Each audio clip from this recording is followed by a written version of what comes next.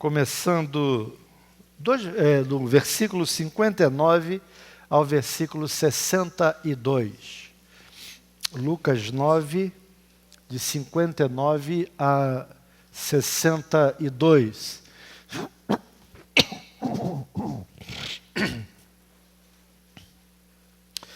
Diz assim a palavra de Deus.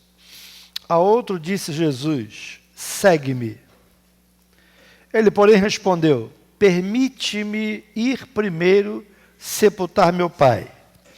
Mas Jesus insistiu: deixa aos mortos o sepultar os seus próprios mortos.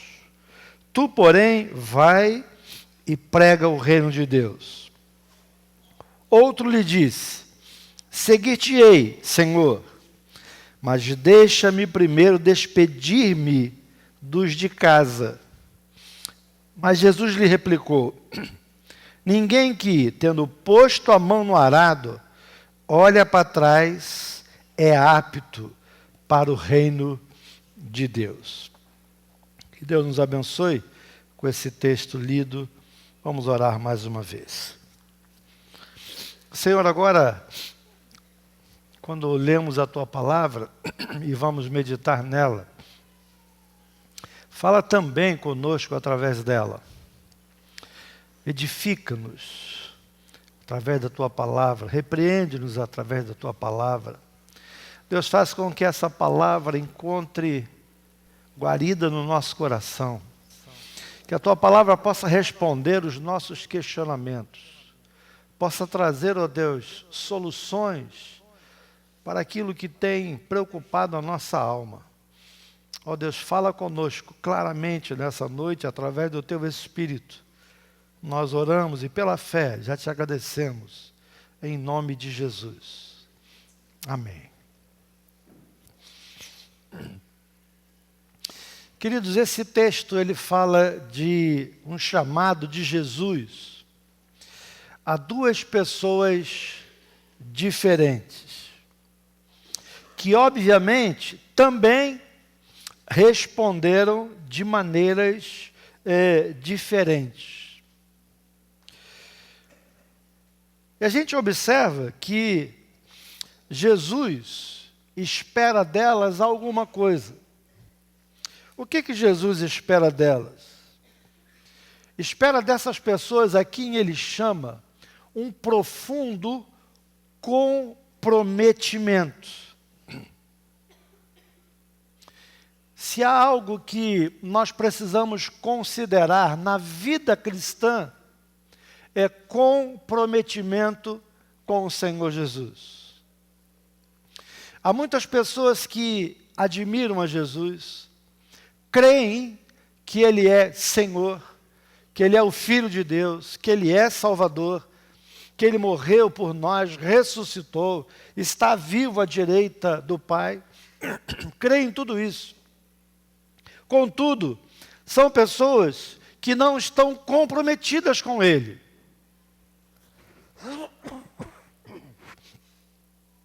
São pessoas que estão presas demais a coisas terrenas, coisas desse mundo, e coisas que são transitórias, não são eternas, mas que têm prendido essas pessoas e têm impedido a essas pessoas de servirem a Jesus. Vamos analisar essas duas pessoas aqui. Quando Jesus chama a primeira, ela diz que queria sepultar o seu pai antes de seguir a esse chamado. Talvez você pense: poxa, mas era justo. Vai que o pai daquele homem tinha morrido, ele queria ir no enterro, depois ele seguia. Mas na realidade não é esse o sentido da resposta daquele homem. Nós não cremos efetivamente que o velório dele estivesse em andamento. Na realidade, ele estava preocupado, talvez por ser arrimo de família, talvez por ser o filho mais velho, de cuidar dos seus pais até que eles morressem. aí então ele poderia seguir a Jesus. Havia um costume nesse sentido. Normalmente, o filho mais velho, ele tinha saída liberada do lar quando seus pais, então, morriam. Porém, seja qual for a interpretação que a gente dê a esse primeiro homem, temos aqui alguém dando uma desculpa ao chamado de Jesus. Quantas pessoas hoje têm mil e umas desculpas para rejeitarem o chamado de Jesus? E por que essas pessoas rejeitam ao chamado de Jesus? Porque elas estão presas a muitas coisas que a impedem, obviamente, de servir a Jesus. Há muitos laços, há muitas coisas nesse mundo que atraem, que prendem as pessoas. Interessante que são coisas passageiras, que são coisas pequenas em relação àquilo que Jesus oferece, a começar nessa vida e a continuar na eternidade. E as pessoas, então, elas estão dispostas a abrir mão daquilo que Jesus oferece ainda nessa vida, mais, e muito mais, aquilo que Ele oferece após essa vida, na eternidade, e as pessoas, então, trocam por esse viver momentâneo, que é a vida nesse mundo. Na realidade, esse homem, então, estava dando uma desculpa, como muitas pessoas, não sei se talvez você que me ouve aqui nesse auditório ou pela internet, eu não sei se você é uma pessoa que tem dado desculpas, uma atrás da outra, para não servir ao Senhor, para dizer não ao chamado que Ele tem feito tantas vezes a cada um de nós. A segunda pessoa do texto que lemos, ela se oferece para seguir a Jesus. Mas ela também coloca uma condição. Diz o texto que ela queria se despedir dos seus familiares. A gente percebe que ela tinha uma prontidão maior que a primeira. E uma desculpa um pouco menor. Talvez que se resolvesse mais depressa. Ambas têm uma desculpa. E essa segunda parece, como dissemos, uma desculpa menor, que talvez logo fosse resolvido. Mas o que eu queria trazer a ênfase para nós nessa noite, é o que Jesus vai falar em relação a essas duas pessoas. Jesus deixa muito bem claro que depois de terem se envolvido com Ele, depois que alguém conhece a Jesus, depois que alguém tem uma experiência com Jesus, essas pessoas não tinham mais a opção de olhar para trás. Houve uma música do grupo Logos, muito famosa, né? Que dizia assim: quem tem posto a mão no arado não pode mais olhar para trás. Pois quem no arado põe a mão, trabalho certo e perto, tem serviço e profissão. Uma música muito linda do grupo Logos, não é? E que se encaixa muito bem aqui nessa questão. Jesus vai dizer o seguinte: olha, se você quer me seguir, depois que você fez uma aliança comigo, não dá mais para voltar para trás. E Jesus diz o seguinte: olha, por quê? Por que vocês não podem voltar para trás? Porque se o fizerem, não serão mais aptos para o reino de Deus. E essa palavra, traduzida como apta, no Novo Testamento, que foi escrito no grego, é eutetos, que, segundo o Lexo do teólogo Strong, que é aquele que a gente tem falado várias vezes aqui, que hoje está acessível aos nossos smartphones. Hoje você pode ter a Bíblia na fonte original do grego, do hebraico, e você pode consultar cada palavra. Hoje temos essa facilidade. E lá, quando você vai ver essa palavra que foi traduzida no português como apta, tem o seguinte conceito: apropriado, útil. Ou seja, eles não seriam mais apropriados, não seriam mais úteis se voltassem para trás, se dessem as costas para o Senhor. Da onde se conclui que nós não podemos hesitar em atender o chamado que Jesus faz a cada um de nós. Não podemos permitir que coisas ou valores deste mundo nos impeçam de seguir adiante, servindo a Jesus. Abrindo um parênteses, numa reflexão. O que hoje te impede de servir a Jesus? O que hoje tem sido empecilho para que você sirva integralmente ao Senhor Jesus? Eu não estou falando de largar o seu emprego, largar o seu trabalho, largar a sua família e ir para um monastério, né?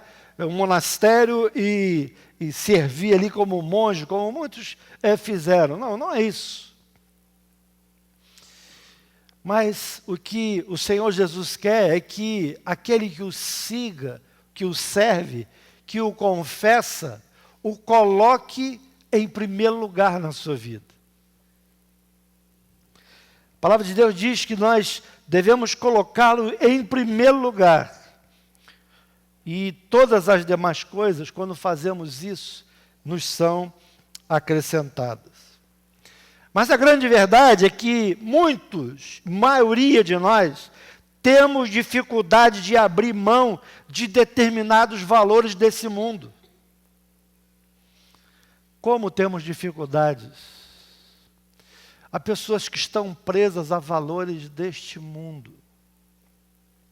Elas não estão dispostas a trocar algumas coisas que esse mundo oferece pela lealdade a Jesus,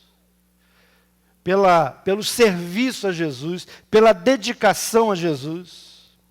Estão presos demais a coisas dessa vida.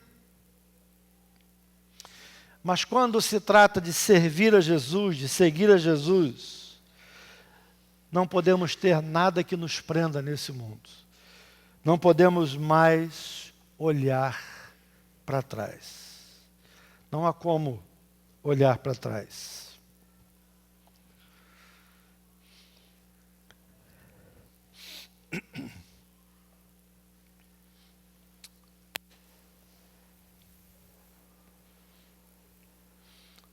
O que significa olhar para trás? O que significa olhar para trás? Antes de falar do significado da expressão que foi usada por Jesus, nós queríamos adiantar um conceito importante. Que conceito é esse? As Escrituras, a palavra de Deus, elas apresentam uma clara diferença entre conversão e santificação. Há uma diferença. Conversão e santificação. Pastor, qual é a diferença? Vejamos. A primeira, conversão. O que é conversão? Conversão fala do rompimento de uma pessoa com o mundo. Ela rompe com o mundo que até então a dirigiu, até então aprendeu, até então ela serviu, se envolveu. E na realidade, quando ela tem um encontro com Jesus, ela então rompe com as tradições do mundo, com tudo aquilo que prendia as pessoas. Paulo diz, aquele que roubava não roube mais, aquele que adulterava não adultere mais, aquele que mentia não minta mais. Nós rompemos verdadeiramente com a vida que nós tínhamos. 2 Coríntios 5,17, Paulo diz assim, se alguém está em Cristo, nova criatura é. Nova criatura. Isso é conversão. A segunda, a santificação, fala do rompimento da pessoa com as coisas que impedem seu crescimento e progresso na fé. A primeira, salvação, é o rompimento que nós fazemos com o mundo, com aquilo que nos prendia lá. A santificação fala do rompimento da pessoa com coisas que impedem o nosso crescimento e progresso na fé. Você rompeu com o mundo. Você não é mais do mundo.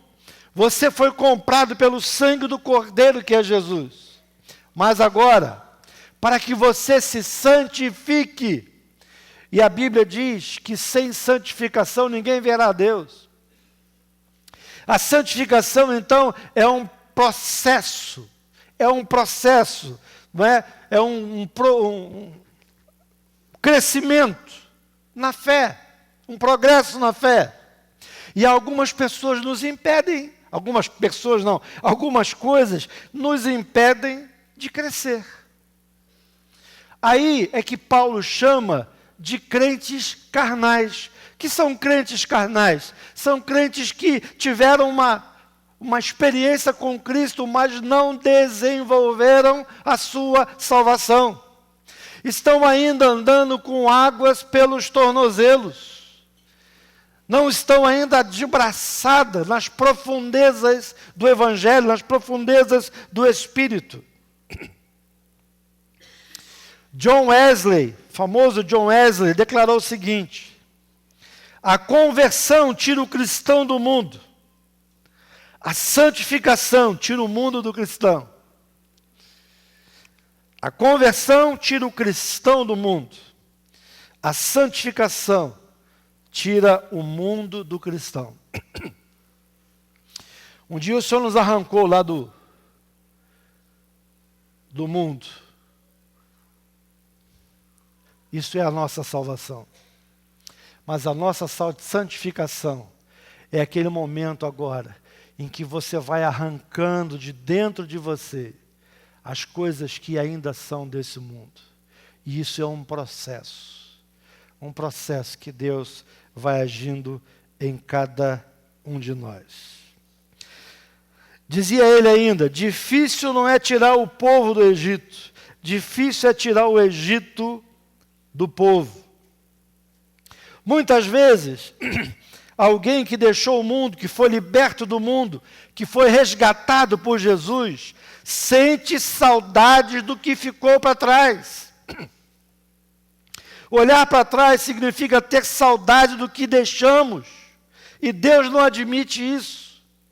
Não admite que você olhe para trás e ainda tenha prazer naquelas coisas que prenderam a sua vida antes de você ter um encontro com Jesus. E algumas pessoas falam até com a boca cheia, nossa, antes de me converter eu fazia isso, eu fazia aquilo, e parece que o fazem com saudades, como que querendo voltar àquilo, ao invés de se arrepender de uma vida de pecado que vivíamos antes de nos encontrarmos com Jesus. Lá em Lucas 17, 32, Lucas 17, 32, Jesus também ensinou acerca disso, quando ele diz assim, lembrai-vos da mulher de Ló. Lembrai-vos da mulher de Ló. Além de validar o relato do Velho Testamento sobre o que ocorreu com a mulher de Ló, Jesus está nos dizendo que precisamos aprender alguma coisa com a mulher de Ló. O que nós temos que aprender com ela? O Velho Testamento, queridos, está cheio de memoriais, de situações que aconteceram e que servem de referências para nós hoje. Nós aprendemos com os acertos e com os erros daqueles homens de Deus do passado. São monumentos ou episódios que não deveriam ser esquecidos por nós. Não é que o povo de Deus tenha que ficar preso à história, mas para que a gente possa reter as lições que serviram e servirão sempre a um propósito que Deus tem nelas. Vamos ver a questão da mulher de Ló. Quando o Senhor resolve tirar Ló e a sua família de Sodoma, Ele adverte através dos anjos claramente para Ló e a sua família que não olhasse para trás. Coloca para nós, por favor, Gênesis 19, 17. Gênesis 19, 17. Diz assim, olha, havendo-os levado fora, disse um deles, um dos anjos, livra-te, salva a tua vida, não olhes para trás, nem pares em toda a campina, foge para o monte, para que não pereças. Para que não pereças. Olha a frase ali, não olhes para trás. Nós temos aqui uma figura. O que Sodoma e Gomorra figuram para nós hoje? Naquele tempo, era uma terra tão devassa, um povo tão devasso e pecaminoso, que Deus resolveu dar cabo dele, destruí-los. Para nós, hoje, tem esse mesmo sentido. O mundo em que vivemos hoje é um mundo também perdido, devasso, que um dia também vai ser julgado por Deus. Mas é interessante que o livramento de Ló e a sua família também são como que figura da nossa salvação e do livramento do juízo e da condenação que este mundo um dia vai ter. A Bíblia diz que todos nós um dia compareceremos diante de Deus e seremos julgados por tudo aquilo que fizemos ou deixamos de fazer. Mas para não ser julgado com o mundo, não basta sair geograficamente dele. É preciso que o nosso coração também saia de lá. Esse é um problema sério, queridos. Às vezes nós estamos dentro da igreja, mas o nosso coração pode não estar aqui. Nós podemos estar dentro da casa de Deus, mas o nosso coração está preso nas coisas que estão lá fora, no mundo, e que ainda nos apaixonam, que ainda nos atraem. Quando o Senhor ordena que eles não olhassem para trás, Ló e a sua família, Deus estava dizendo que seria o fim de tudo aquilo, que o coração deles, de Ló e da sua família, deveriam estar totalmente desprendidos. Mas diz o texto que a mulher de Ló desobedeceu a ordem divina. Lá no versículo 26 de Gênesis 19, 26, diz assim, e a mulher de Ló olhou para trás e converteu-se numa estátua de sal. Essa mesma concordância de Strong, que nós falamos ainda há pouco, mostra que essa palavra hebraica, traduzida por olhar para trás, é nabat. Também significa contemplar, mostrar consideração a, prestar atenção. Essa palavra, olhar para trás, ela não fala de alguém que olhou por curiosidade, para ver o tamanho do estrago produzido pelo juízo divino. Talvez alguém ache que, nossa, mas Deus também foi muito rigoroso. De repente ela deu uma olhadinha para ver o fogaréu, para ver o que estava acontecendo. Bom, primeiro ela desobedeceu. E segundo, o texto diz que a olhadinha dela não foi uma olhada apenas para quem olha para ver o que estava acontecendo. A palavra usada é exatamente uma palavra que fala de contemplar, mostrar consideração, prestar atenção. Na realidade, quando a mulher de Ló olha para trás, ela está lembrando de tudo aquilo que aquela cidade ofereceu para ela. E o que aquela cidade oferecia? Se você pegar a história de Ló e ler a história de Ló, você vai ver a imoralidade que aquela cidade estava envolvida. O que tinha naquela cidade que atraía tanto aquela mulher a ponto de olhar? O coração da mulher de Ló estava preso ao que ela havia deixado, mostrando com isso consideração pelas coisas que haviam abandonado. Sabe, queridos, um dos problemas hoje de muitas pessoas em servir a Deus, em servir a Jesus, é que as pessoas estão olhando para trás. As pessoas estão olhando para as coisas desse mundo e estão tendo prazer nelas. Deixaram o mundo geograficamente. Talvez já estão dentro de uma igreja, mas as coisas do mundo ainda estão no seu coração. A mulher de Ló é uma figura de comportamento de muitos crentes dos nossos dias.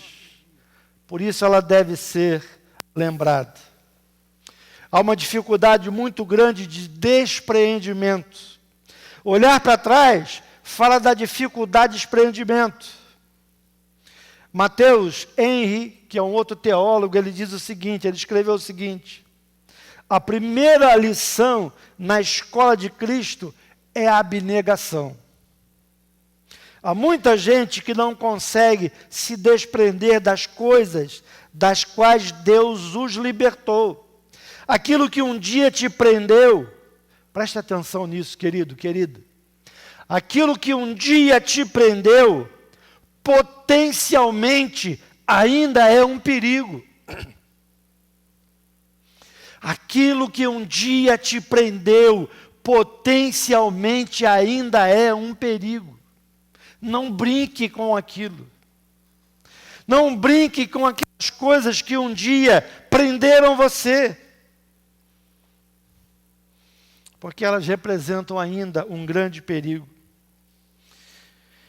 Paulo, escrevendo aos Gálatas, capítulo 5, verso 1, Gálatas 5, 1, ele faz a seguinte advertência aqui: para a liberdade foi que Cristo nos libertou.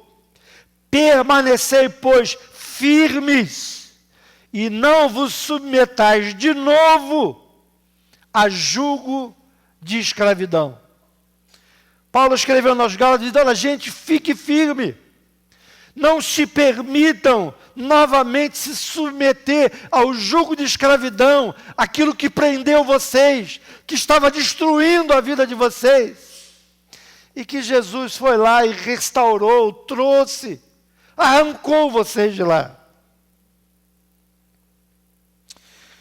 Precisamos entender, queridos, que o fascínio do mundo e os pecados que nos acorrentaram um dia, ainda são um perigo para nós, mesmo depois da conversão. Se não quebrarmos os vínculos com o passado, poderemos nos ver presos de novo. Se não quebrarmos os vínculos do passado, poderemos nos ver presos de novo. Será que os vínculos do passado estão prendendo você ainda? Quais são os vínculos que você ainda mantém com o seu passado? com as coisas que você praticava antes de ter o encontro com Jesus. Precisamos ter cuidado com esses vínculos, porque eles podem nos atrair novamente e nos levar de volta de onde viemos. Assim foi com a mulher de Ló. Foi roubada de sua vida, tornando-se uma estátua de sal. Podemos também perder a vida de Deus em nós pelo fato de olhar para trás. É por isso, queridos, que a primeira mensagem de quando alguém se converte a Jesus, a primeira mensagem que ela precisa ouvir deve ser sempre o do arrependimento. Essa era a mensagem central que Jesus pregava. Arrependei-vos e credes no Evangelho. Quando nós falamos de arrependimento, nós estamos falando de que a vida que nós levávamos antes de Jesus era uma vida pecaminosa. Embora para muitas pessoas, para a sociedade aonde vivemos, é algo normal. Depois que inventaram aquela famosa palavra, tem nada a ver. Para muitas pessoas, o viver uma vida devassa, desobedecendo a palavra de Deus, não é nenhum problema. Eles não veem nenhuma dificuldade.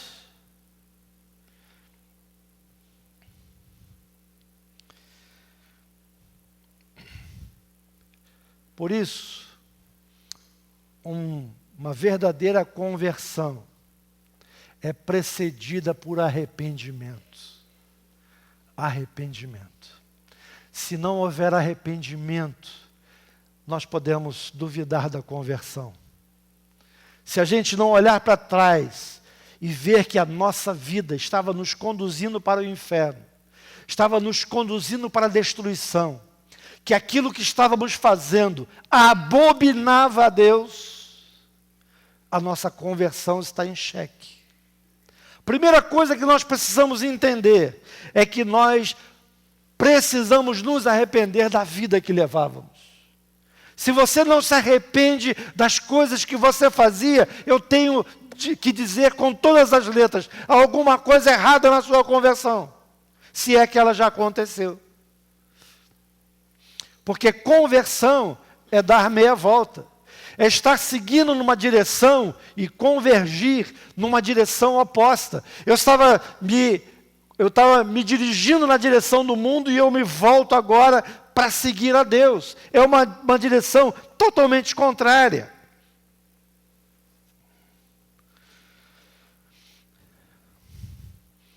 Quando nós mostramos a alguém que ele é pecador, qual a sua condição em consequência desse pecado, bem como o preço colhido do pecado, estamos levando a uma possível quebra de vínculos com o passado. E essa é uma mensagem que hoje não tem sido pregada. As igrejas hoje têm falado tanto em prosperidade, têm colocado um evangelho onde o homem é centrado, que nós esquecemos de falar do pecado, que o homem está preso no pecado, que o pecado tem destruído a vida do homem. E se ele não se arrepender e não ter um encontro com Jesus, ele está fadado a ser destruído, porque a Bíblia diz que o salário do pecado é a morte.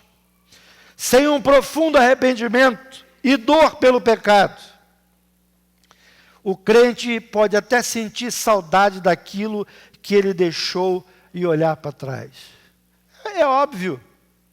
Se você não reconhece que as coisas que você fazia eram pecaminosas, se você não se arrepende delas, você pode olhar para trás e ter vontade de fazer aquilo de novo. Afinal de contas, você não considera que aquilo era pecado. Por isso, o verdadeiro crente, ele olha para trás e diz: obrigado, Jesus, porque eu levava uma vida de pecado e o Senhor me tirou. O Senhor me tirou de um lamaçal e me colocou os pés sobre uma rocha, que é Jesus. Querem ver um outro exemplo? O povo de Israel. No coração voltaram para o Egito.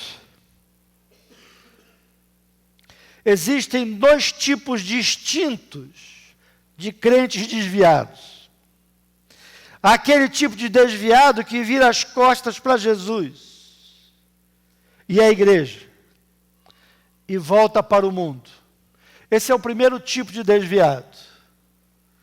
Ele vira as costas para a igreja e volta para o mundo. 2 Timóteo 4,10.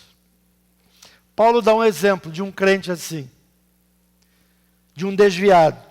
Ele diz assim: Demas, que era o nome de um dos colaboradores dele, Demas me abandonou, tendo amado o presente século, e foi para Tessalônica.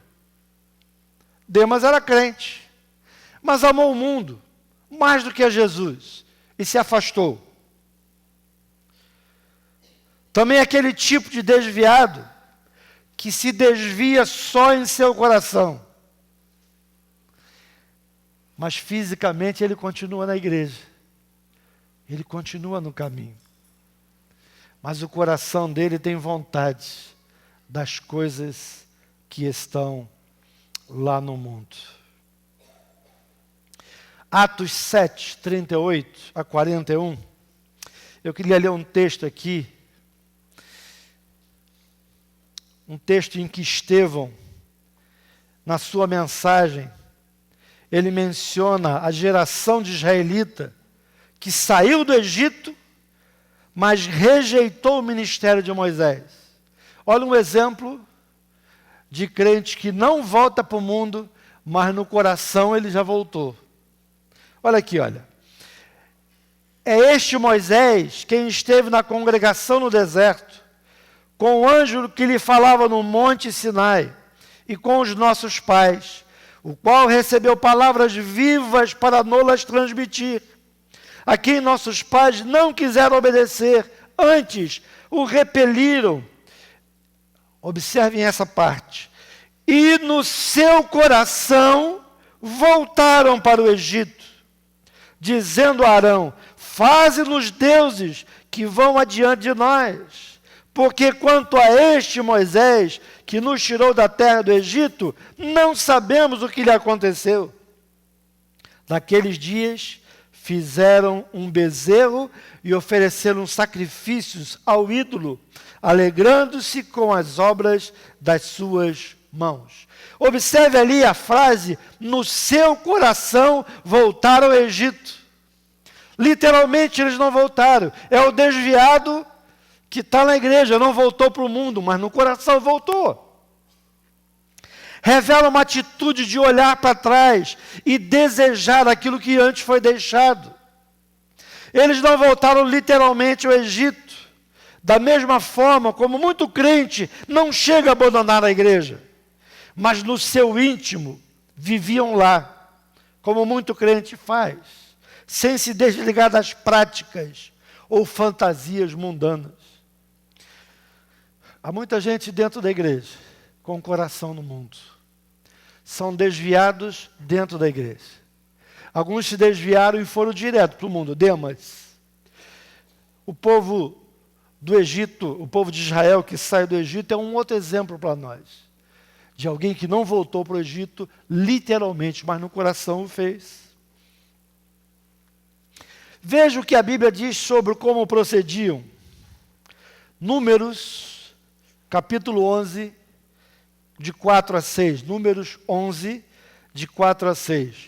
E o populacho, que era o povo misto que estava junto com Israel, que estava no meio deles, veio a ter grande desejo das comidas dos egípcios, pelo que os filhos de Israel tornaram a chorar e também disseram: ah, quem nos dará carne a comer?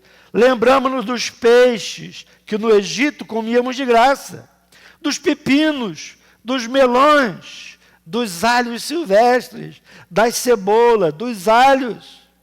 Agora, porém, seca-se a nossa alma, e nenhuma coisa vemos senão este maná.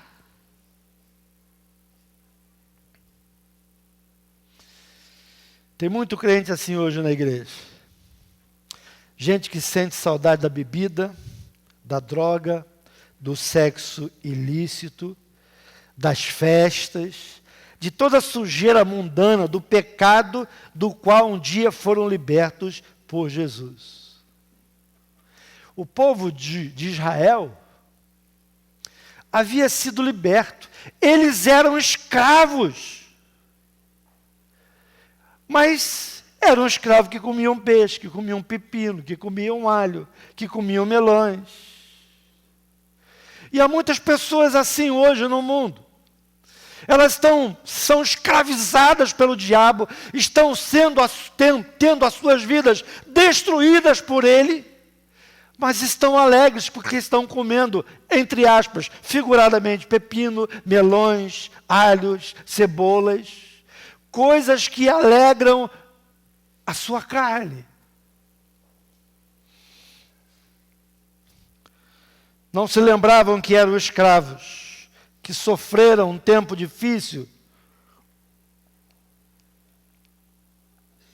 e de perseguição. Conseguem ter saudades apenas do que eles achavam que era bom. É voltar ao Egito, ainda que não seja de modo literal, mas no coração estão voltando para lá. Na verdade, queridos, cremos que esse desvio, que envolve o abandono de tudo, a pessoa começa primeiro se desviando em seu coração. Nós falamos do primeiro desviado que demos o exemplo de Demas. Demas literalmente, diz o texto, amou mais o mundo e foi para lá, acabou, saiu da igreja. E falamos do outro, que está na igreja ainda, mas o coração está no mundo.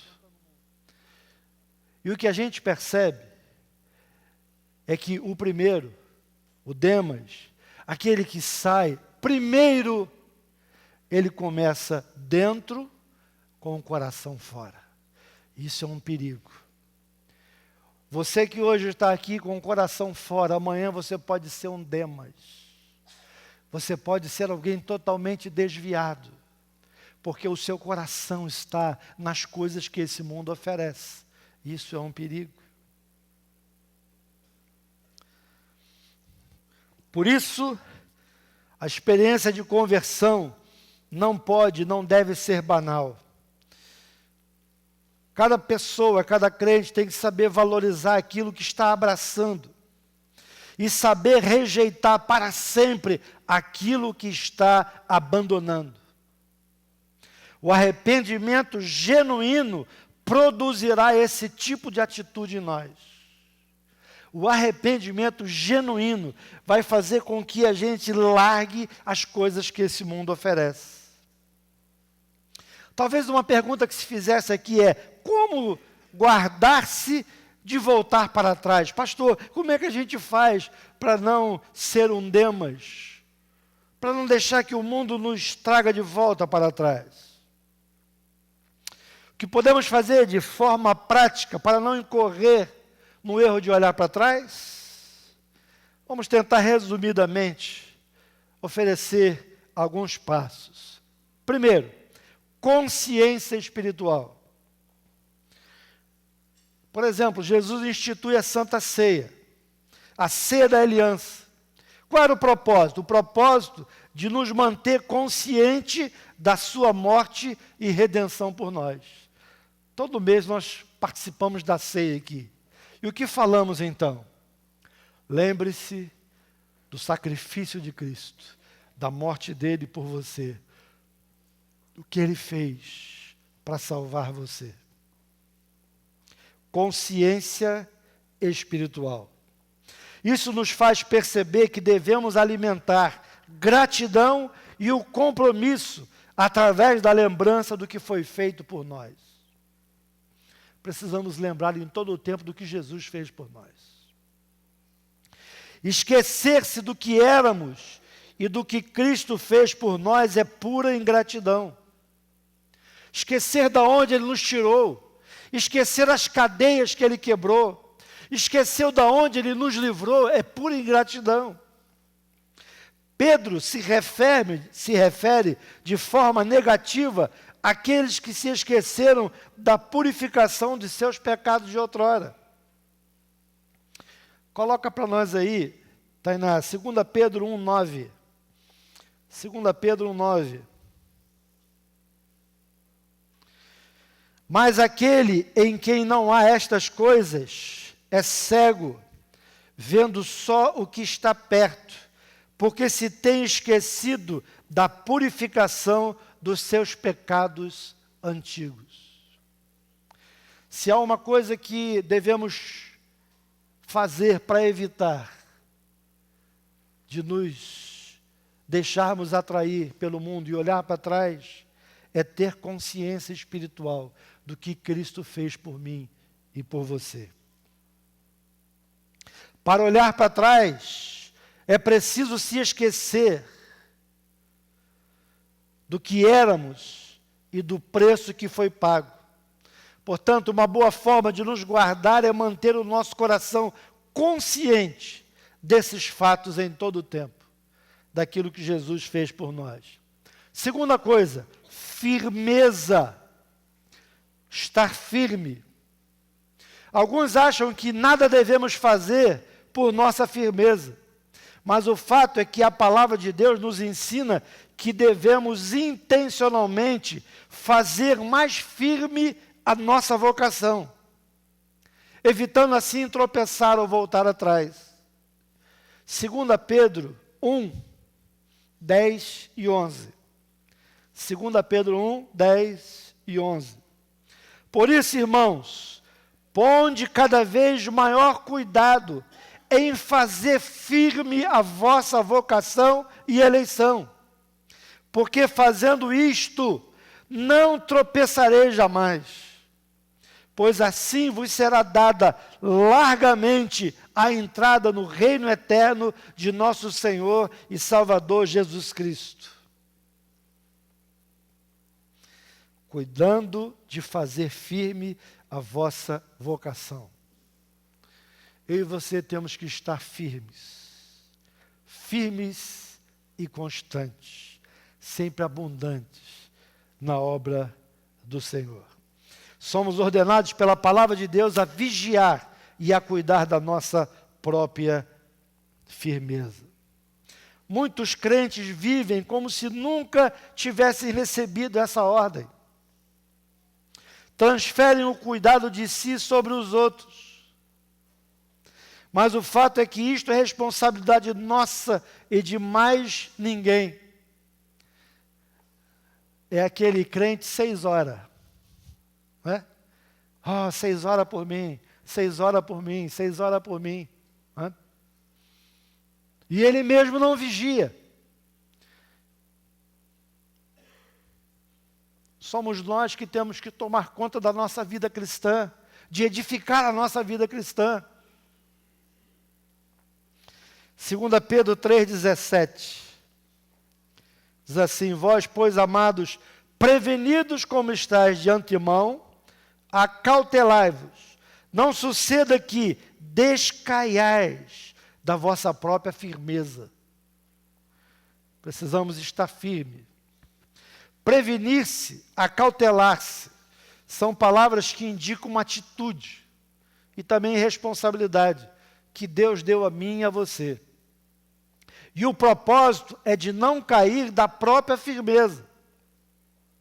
O Senhor nos mostra aqui nesse texto que a queda é uma possibilidade, mas nos mostra que pode ser evitada por prevenção e cuidado. Terceiro lugar, atitudes para não cairmos e olhar para trás. Voto de compromisso.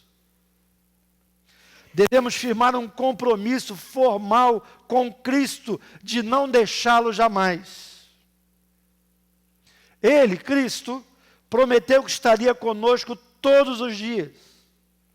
Também prometeu que nunca nos abandonaria. Hebreus 13, 5.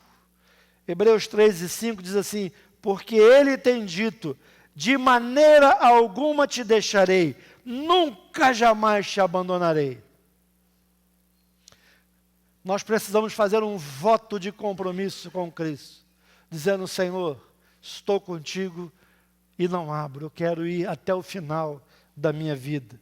Não há outro caminho, não há outro por quem eu possa trocá-lo. Voto de compromisso. Se Deus prometeu não nos abandonar, por que nós não deveríamos fazer também o mesmo com Ele? Cada cristão deveria se comprometer a não mais olhar para trás, a voltar para trás. Prometer isso em seu coração e também com a sua boca. Da mesma forma, como nós prometemos um dia, diante do altar, a nossa esposa ou o nosso esposo, de que estaríamos juntos até que a morte nos viesse separar.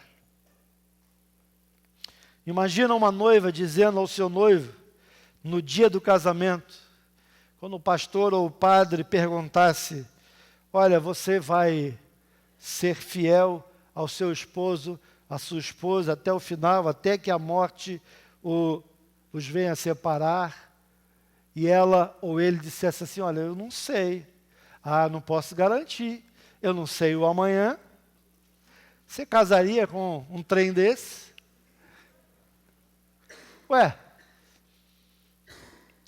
É disposição, é voto de compromisso. Se há alguma coisa que o homem precisa ter, é palavra.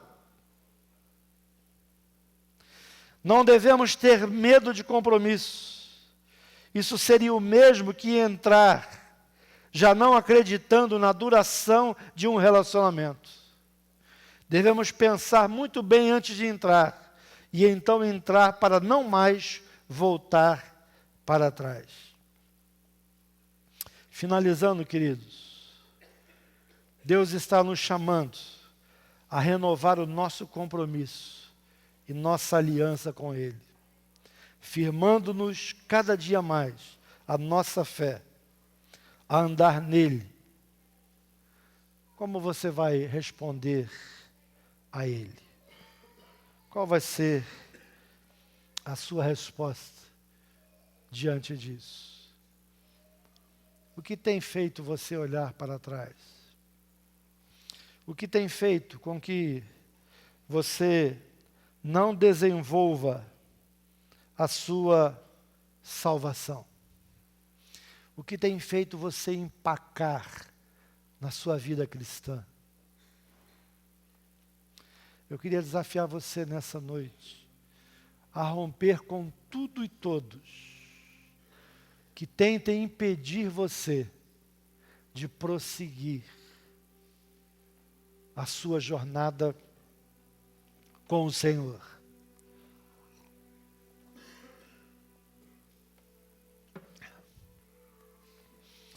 A prova de amor maior já foi dada pelo Filho de Deus, o Senhor Jesus. Naquela cruz do Calvário, Ele morreu por mim e por você. E Ele tem promessas, muitas promessas, para a vida de cada um de nós. E é necessário que eu e você possamos resistir a toda a tentação, a todos os apelos que esse mundo possa querer fazer para nos levar de volta. Não deixe que seu coração se afaste de Deus. Não deixe que apenas a sua presença pise nesse lugar. Isaías capítulo 1, Deus fala através do profeta Isaías: quem pediu que vocês apenas comparecessem diante de mim? Porque quando vocês fazem as suas ofertas, as suas oferendas, eu não as ouço, porque elas estão misturadas com iniquidade. Nosso coração precisa estar colocado única e exclusivamente no Senhor. Nossa vida precisa estar nele. Eu queria então encerrar essa palavra fazendo um convite. Quem sabe alguém aqui nessa noite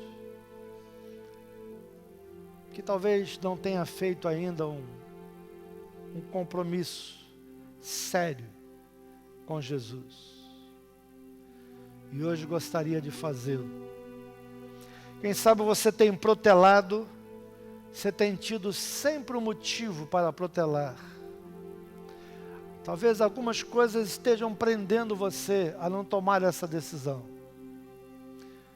Quem sabe nessa noite você está disposto a romper com todas essas coisas e dizer: eu quero manter um compromisso com o Rei dos Reis e Senhor dos Senhores. Quero entregar a minha vida a Ele. Eu quero servi-lo. Quero ser leal. Quero que meu coração esteja apenas nele e não mais nesse mundo. Se há alguém aqui nessa noite que queira dizer isso para o Senhor: Senhor, toma a minha vida. Eu quero nessa noite renovar a minha aliança contigo. Eu quero verdadeiramente fazer uma aliança inquebrável com o Senhor. Quero fazer um compromisso até que a morte me venha tragar dessa vida e me levar para a tua presença. Mas eu não quero trocá-lo por mais nada nesse mundo. Alguém nessa noite que não tenha feito isso e gostaria de fazê-lo nessa noite?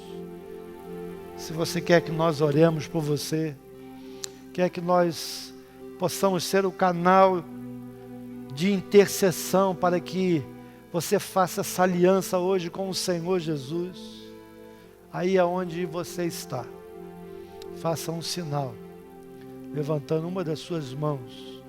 Nós queremos orar por você.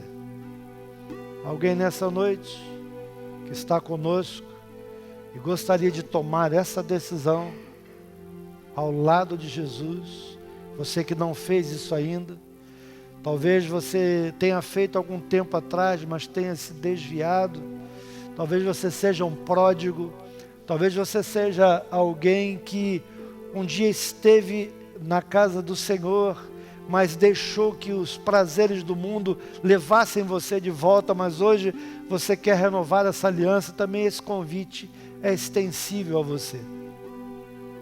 Eu não vou me alongar no convite, mas eu vou perguntar pela última vez: há alguém nessa noite que deseja tomar essa posição? Levante seu braço, quero orar por você. Alguém queira fazer isso, tomar essa decisão de uma aliança definitiva com o Senhor? Você quer fazer isso? Que Deus nos abençoe. Deus abençoe sua vida. Deus abençoe a vida de você que nos assiste também pela internet. Que você também aí na sua casa, você possa tomar uma decisão a quem você vai servir. Queridos, estamos chegando ao final do culto dessa noite. Nós vamos orar e, como sempre fazemos, nós queremos